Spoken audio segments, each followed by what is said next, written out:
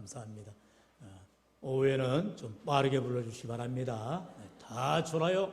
졸면 안 됩니다. 벌써 이렇게 쫄아가지고 정신을 바짝 차리시고 찬양을 부르든 기도를 하든 말씀을 들으든 이제 열심을 품고 믿음으로 최선을 다하는 우리 귀한 교회에 대할 줄로 믿습니다. 할렐루야. 히타를 웬만하면 이제 꺼주시고 너무 더워요. 너무 더우니까 조절을 좀 하시기 바랍니다. 자, 오늘 말씀은 이제 6번째의 표적, 다음 주까지 이제 7번째 표적이고, 그 다음에 이어서 이제 요한복음에 나타난 예수 그리스도의 자기 선언, 에고 에임이라는 이 헬라 언어를 쓰죠. 나는 무엇이다. 예수님께서 분명하게 선포하는 메시지를 살펴볼 텐데, 오늘 이 6번째 표적은 이제 실로암에 가서 앞을 보지 못한 사람이 눈을 뜹니다. 그리고 이것은 다음에 우리가 예수님의 7 자기의 선언의 가운데서 두 번째 말씀을 나누는 나는 세상의 빛이라는 말씀과 같은 이게 연결되는 말씀을 보게 됩니다. 그래서 어떤 분들은 이 요한복음을 강의하면서 또 신학자들은 그렇게 연관되어지는 것들을 같이 보기도 합니다. 참 좋은 말씀이지요. 그러나 우리는 이렇게 주제별로 우리가 표적을 살펴보고 그 다음에 이제 자기 선언을 살펴보아서 함께 또 새롭게 은혜 나누기를 원하는 것입니다. 그렇다면 오늘 예수님께서 이 길을 지나시다가 맹인이죠. 앞을 보지 못한 사람을 만나게 되시고 그런 상황 가운데서 제자들의 믿음 또한 확인하시고 그리고 예수님이 하시는 놀라운 일들을 통해서 그가 기적을 체험하면서 표적은 뭐라 하겠어요? 사인이라 하겠습니다. 여러분 우리가 마치 교통신호가 신호등이 사인이죠. 표지판을 통해서 파란불인지 빨간불인지 노란불인지를 통해서 가야 될지 멈춰야 될지 그리고 주의해야 될지를 알게 되는 것처럼 예수님의 이러한 표적을 통해서 우리가 봄으로 예수님이 정말 메시아구나 우리가 알게 되어지다는 것이죠. 오늘도 이렇게 표적의 6번째 메시지를 통해서 예수님께서 앞을 보지 못하는 이 맹인을 통해서 하나님의 일하심, 하나님의 능력을 우리에게 보여주심으로 예수님만이 우리의 참된 빛이 되시고 우리 인생 가운데의 메시아가 되심을 고백하는 저와 여러분 되시기를 주의 이름으로 간절히 축원합니다. 오늘 본문 4절에 보면 우리 주님 그렇게 말씀하지요. 같이 읽어보죠. 시작. 때가 아직 낮임에 나를 보내신 이의 일을 우리가 하여야 하리라. 밤이 오리니 그때는 아무도 일할 수 없느니라. 아멘. 에베소 5장에 보면은 바울이 그렇게 말하지요. 때가 악하니라 세월을 아끼라라고 말하고 있어요. 왜요? 때가 악하기 때문에 우리가 세월을 아끼는 삶이죠.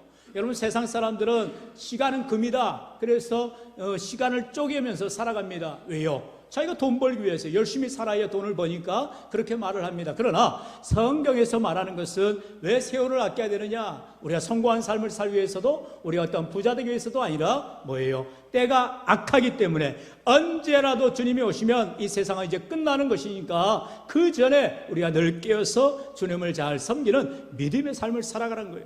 사랑하는 성도 오늘도 우리가 예배할 때에 그러기 때문에 최선을 다해서 예배를 드려야 되는 것입니다. 이번 예배 아니면 다음 예배 드리면 되지 아니라요. 오늘 이 시간에 내가 주님 앞에 지금 최선을 다해 섬기지 않는데 언제 하나님을 잘 섬기고 제대로 섬길 수가 있겠어요?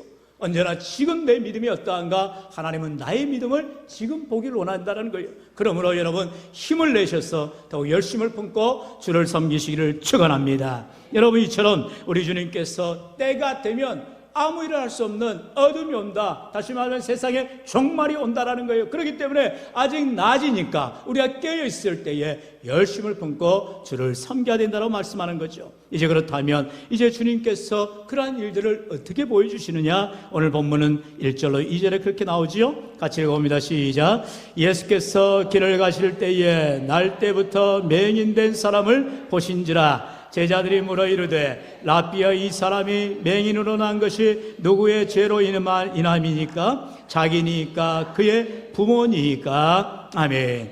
자, 제자들과 예수님이 길을 가다가 어떤 사람을 만났는데 그 사람이 바로 앞을 보지 못하는 시각장애인인 거예요. 그런데 그 시각장애인들은 뭐 중도장애가 아니라 바로 태어나면서부터 날 때부터 맹인이 되었다라는 것이지요. 그러니까 이제 유대인들의 관점에서 볼 때는 저 사람은 누구 죄 때문에 저렇게 앞을 보지 못하는가? 그러면서 부모의 탓인지 아니면 자신의 탓인지를 예수님께 묻고 있다는 것이지요. 여러분, 출애굽기 20장에 보면 5절에 그렇게 말을 해요. 나를 미워하는 자의 죄를 갚되 아버지로부터 아들에게로 3, 4대까지 이르게 하거니와.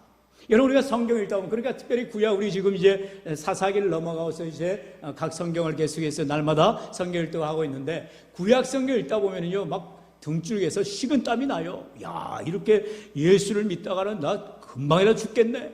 우리가 지금 하나님 앞에서 잘한 게 없어요. 조금만 잘못해도 하나님이 막 벼락을 치시고 그 자리에서 즉사하게 하시고 막 난리가 납니다. 여러분, 그렇다면 우리는 살아나갈 사람이 없죠. 그래서 우리가 구약시대 사람들이 아니고 예수님이 오셔서 우리를 구원하신 신약시대에 사는 것이 얼마나 은혜인지를 몰라요. 할렐루야, 할렐루야.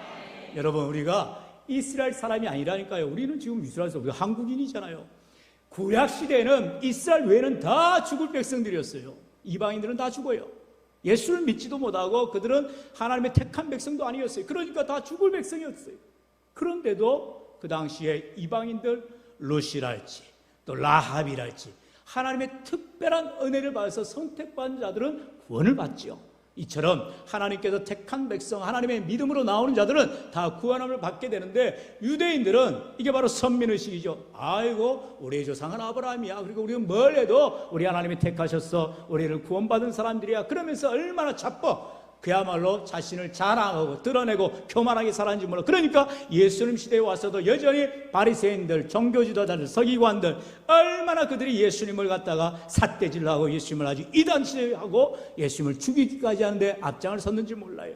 여러분, 하나님이신 예수님이 이 땅에 오셔서 우리 모든 죄를 사하시기 위해서 십자가에 죽으셔야 하는데도 그거를 전혀 알지 못하는 그런 종교 지도자들뿐만 아니라 유대인들의 죄악들을 우리가 오전에도 말씀을 통하여서 메시아이신 예수님을 알지 못하고 그저 자기 자신의 이용을 하는 정치적 메시아를 이용하려 했던 유대인들의 죄악들을 우리가 살펴보기도 했습니다. 마찬가지로 지금 나면서부터 앞을 보지 못하는 사람이, 그러니까 누구라도 그렇게 말하는 거죠. 야, 저 사람의 죄 때문에 저렇게 못 보는 거야? 아니면 저 사람의 부모의 죄 때문에 못 보는 거야? 이렇게 말하는 거예요. 그러면서 예수님한테까지 그렇게 질문을 하고 있는 거죠.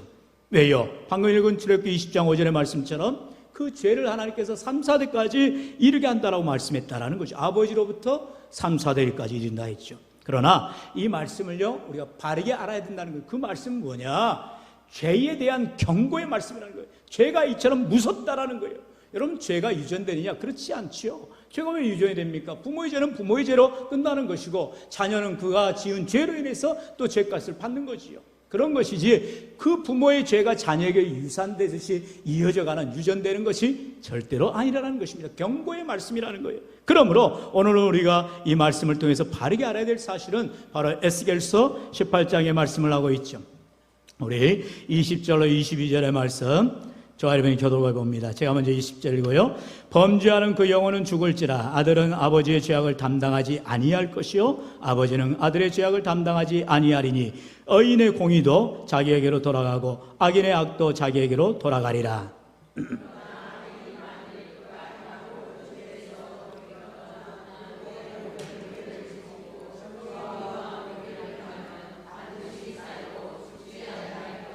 다 함께요. 그 범죄한 것이 하나도 기억함이 되지 아니하리니 그가 행한 공의로 살리라. 아멘. 할렐루야. 그래서 아박국 선지자는요, 의인은 믿음으로 말미암아 살리라. 귀한 신앙의 고백을 하는 거죠.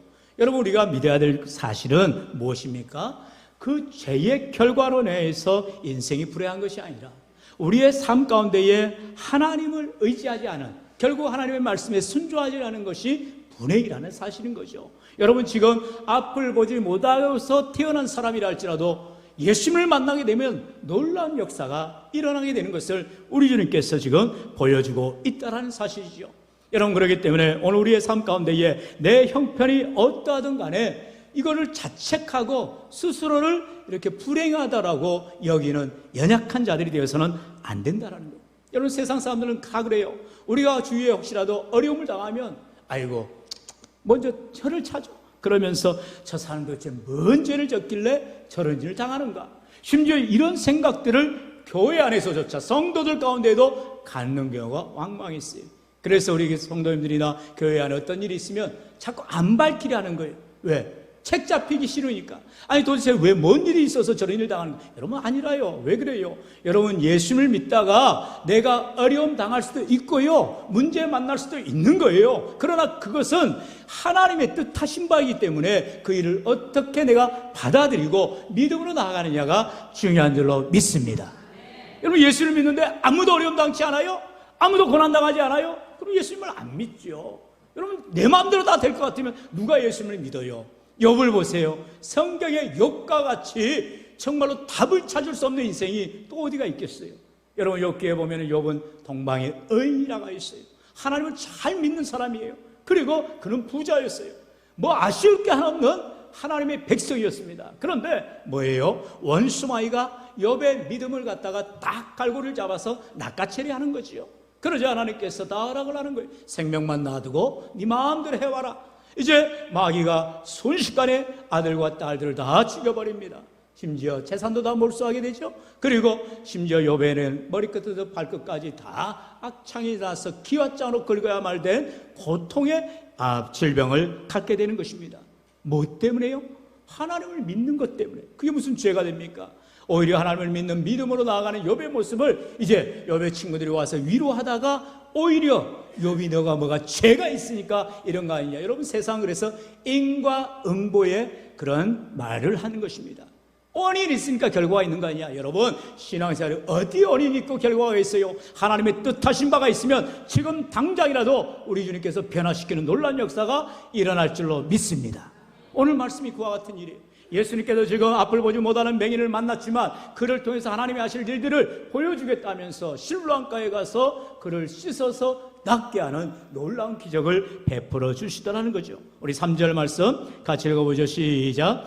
예수께서 대답하시되 이 사람이나 그 부모의 죄로 인한 것이 아니라 그에게서 하나님이 하시는 일을 나타내고자 하심이라. 아멘. 주신 말씀 따라합시다. 그에게서 하나님이 하시는 일을 나타내고자 하심이라. 할렐루야. 여러분 우리는 다 부모들이에요. 자녀들이 잘나기를 원해요. 똑똑하기를 원해요. 잘 살기를 원해요. 그런데 다 그럽니까? 아니라요. 여러분 우리 가운데 자녀들 가운데에 쏙 섞이는 자녀들이 있을 수 있어요. 때로는 예수 믿지 않는 것 때문에 싸우는 자녀들도 있어요. 심지어 부모에게 막 들이대는 자녀들도 있을 수 있어요. 그러나 그렇다고 해서 내 자녀가 아닙니까? 아니지요. 우리가 더 눈물로 품고 기도할 때에 그들이 언젠가 깨달아서 내가 천국에 가고 난 이후에라도 깨달은다면 그들이 회개할 것이고 주님 앞에 믿음으로 살아갈 것입니다. 여러분 우리에게는 내 마음에 소원이 있지만 내 원하는 바가 있지만 하나님이 허락하지 않으면 할 수가 없는 거예요. 다만 오늘 말씀에 나온 것처럼 예수님께서 그 부모의 죄도 아니고 그 사람의 죄가 아니라 이 사람을 통하여서 하나님이 하시는 일을 나타내고자 하심이라 말하고 있다는 거예요. 내가 아프다고 해서, 내가 어떠한 사고로 어려움을 당한다 해서, 내 삶의 문제로 인해서 고난당한다 해서 그것이 내 절망이고 내 문제가 아니라 그 일을 통하여서 하나님이 역전케 하시고 새롭게 해주시고 변화시키기를 원하신다는 것을 꼭 기억하시기를 축원합니다. 여러분 그렇기 때문에 신앙생활은 기복주의 신앙생활을 해서는 안 되는 거예요. 기복주의 신앙생활은 내가 뭔가를 하면 그에 대한 응답으로 하나님이 복 주셔야만 한다는 거예요. 여러분 그렇게 생활해요? 그렇게 됩니까? 절대로 그럴 수가 없어요. 우리의 신앙생활은 내 생각대로 계획대로 된 적이 없어요. 언제나 하나님의 뜻하신 대로 하나님이 원하신 대로 되어지는 것입니다. 여러분 아침에도 말씀을 나눴듯이 예수님께서 십자가 고난을 당하실 때에 가장 최고의 절정의 순간이 뭐였다고요? 예수님조차도 십자가를 거부하려고 하셨어요. 죄가 없으신 예수님조차 이 무서운 이 형벌을, 이 십자가를 어떻게 지냐? 예수님이 간절히 겟세마네에서 기도하셨다는 거예요. 그게 인간의 고뇌이지요. 그러나 결국에는 예수님께서도 나의 원대로 마옵시고 아버지의 원대로 되기를 원하나이다 기도하는 귀한 믿음의 모습을 바라보게 되어지는 것입니다. 오늘도 우리의 삶에 불행이 있든 그러한 기쁨이나 놀라운 축복이 있든 모든 일들을 통하여서 하나님이 영광 받으시고 하나님이 하나님 되심을 드러낼 수 있게 해달라고 기도하며 나아갈 수 있기를 축원합니다. 그러면 우리 본문 6절로 7절의 말씀을 읽어볼까요? 시작. 이 말씀을 하시고 땅에 침을 뱉어 진흙을 이겨 그의 눈에 바르시고 이르시되 실로암 못에 가서 씻으라 하시니 실로암은 번역하면 보냄을 받았다는 뜻이라. 이에 가서 씻고 밝은 눈으로 왔더라. 아멘. 우리가 또 말씀을 읽다 보면 아니 예수님 왜 굳이 또 땅에 침을 뱉고 그걸 또 땅 진흙을 이겨서 눈에 바르시고 아이고 이럴 때가 있을 거예요. 우리 생각에 불과한 거죠. 예수님은 무슨 방법을 쓰든 말씀을 하시든 아니면 말 그대로 진흙을 이기고 침을 뱉든 아무 상관없어요. 주님이 일하시면 되는 것입니다. 할렐루야. 뭔 소리예요? 내가 원하는 대로 해달라는 게 아니라는 거죠. 우리는 때로는 내가 원하는 방법을 제시해요. 아이고 예수님 내가 자존심이 있는데 내가 나은 사람들한테 이목이 있는데 좀 이런 방법으로 좀 점잖하게 좀 해주셔야죠. 여러분 어디 그딴 게 있어요. 여러분 그런 말 하지 마세요. 우리가 어떻게 예수님을 좌우합니까? 여러분 우리가 주의해야 될 기도 가운데 하나가 무슨 하나님의 보좌를 움직이는 기도라는 기도할 때가 있어요. 물론 말씀은 좋아요. 내 마음대로 기도한다 해서 하나님 보좌가 움직여져요? 그러면 하나님 보좌가 아니지요. 여러분 우리는요 그저 주님 뜻에 순종하도록 하나님이 원하시는 대로 살도록 우리는 결단하고 따르는 길밖에 없는 것입니다. 주님이 왼쪽으로 가라면 왼쪽 가야 되는 거고 주님이 오른쪽으로 가라면 오른쪽으로 가야 되는 거고 서라면 서야 되는 것입니다. 아이고 주님 나 갈래요. 왼쪽 가는데 오른쪽으로 갈래요. 서라는데 나는 더 갈래요. 그럼 사고 나고 어려움을 겪게 되는 거예요. 주님보다 앞서지를 말라는 거예요. 주님의 뒤를 따라가는 것이 순종하는 것이 믿음의 삶이라는 것이죠. 오늘도 지금 예수님을 향하여서 제자들 가운데 불신의 모습이 나왔잖아요. 아니 예수님 저렇게 나면서부터 앞을 보지 못한 사람이 누구 죄 때문입니까? 거기서 왜 죄를 따져요?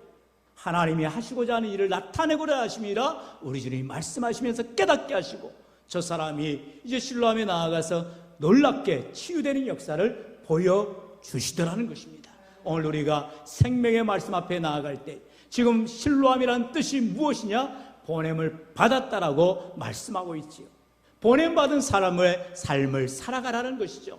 오늘도 우리 하나님께서 우리를 택하여 주시고 하나님 백성 삼아 주셨다는 것은 이제 교회 안에서만 멈추라는 것이 아니라 세상으로 나아가 보냄받은 사람으로서 세상 가운데서 빛과 소금의 사명 선한 영향력을 끼치는 믿음의 삶을 살아가라는 것입니다.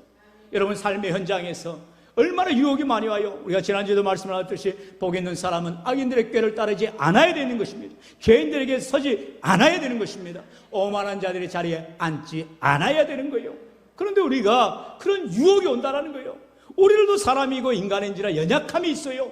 그래서 눈 한번 딱 감으면 죄를 짓는 데에 그만 참여할 수밖에 없는 것이에요. 그럴 때에 우리가 그렇지 않는 삶, 하나님을 의지하는 삶으로 믿음으로 정직하게 신실하게 살고자 몸부림칠 때 우리 하나님이 은혜 주시고 함께하여 주시는 줄로 믿습니다.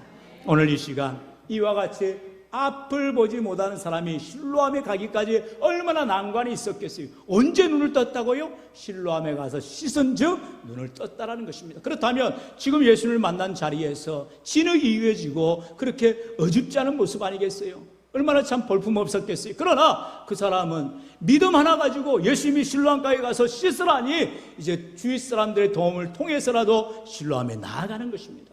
세상 사람들이 뭐라 하든 간에 나는 눈을 뜨고야 말리라. 우리 주님께서 나를 치료해 주시오. 주님이 낫게 해주시오. 믿음 갖고 나아가다라는 것이죠. 오늘도 우리 시간 주님 앞에 나오기만 하면 우리의 모든 죄를 씻어주시고 사하여 주실 뿐만 아니라 주님의 동행하는 삶으로 주님이 함께하는 삶으로 승리하는 삶으로 나아가게 되시기를 축원합니다. 오늘도 실로암가에 앞에 나아간 사람들 많습니다. 실로암에 가서 낫는 사람은 예수님의 말씀만이 맹인뿐이었다라는 것이죠. 오늘도 주님 앞에 나온 사람 많습니다. 그러나 정말로 십자가 지신 주님의 뒤를 따라서 내 십자가를 지고 주님 앞에 나를 부인하고 나아가는 인생들이 얼마나 있냐라는 거예요. 특별히 이번 한 주간 고난주간을 맞이하면서 주님의 그 십자가 고난을 여러분 꼭 묵상하시면서 주님 가신 길을 나도 뒤따라가리라. 주님과 함께 부활의 영광에 참여하리라. 소망 가운데에 한 발자국 한 발자국 주님과 나아가는 저와 여러분의 삶이 되시기를 주의 이름을 간절히 축원합니다. 축원합니다. 이 시간 주신 말씀 의지하며